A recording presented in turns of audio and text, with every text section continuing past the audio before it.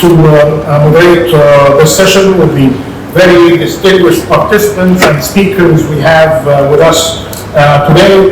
We're very much going to be focusing on solutions. We know the gaps, we know what we need to push on, especially in finance, investment, and innovation, in areas related to debt management, debt swaps, matters related to dealing with the toolkit on credit enhancements, issues related to how to advance a dependable carbon market.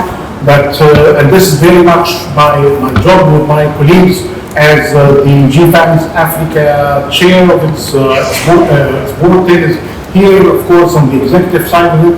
We have Schapiro with us from the global GFANZ with great support and insights coming from her, and Mr. Bloomberg, and of course my good friend Mr. Carney and Alex Mitchie behind the scenes and in front of the scenes in many cases as well.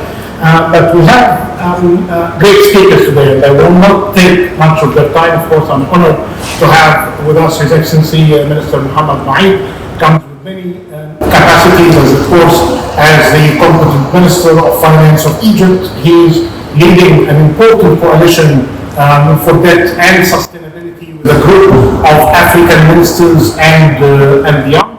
And without further ado, I'm expecting from every one of you, including my good friend Justin, Ambassador Nasr, Solomon, and all of you around the table. Vera, of course, we use and abuse your report, and that's been consumed heavily. And I hope that you'll be working on the third version of that report. And of course, honored to have the GCF. You are now, I would say, more rich, more than what you were aiming for, perhaps, at almost 13 billion, rather than the old figure of 10 billion. Congratulations, GCF. Yeah. The African Development Bank is with us, and the rest of the participants around the table. And of course, we have a leader and innovator for carbon markets, Mr. Gizi, that will take the floor. Well, if I didn't mention your name yet, that will be mentioned later, so be prepared.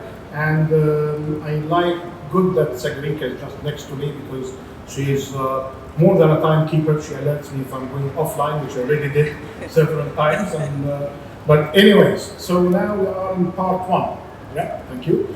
So the discussion on linkages between increasing climate risk, indebtedness, and cost of capital in Africa. But please, solutions. Gaps are known. We have many reports about them in different scenarios, different assumptions.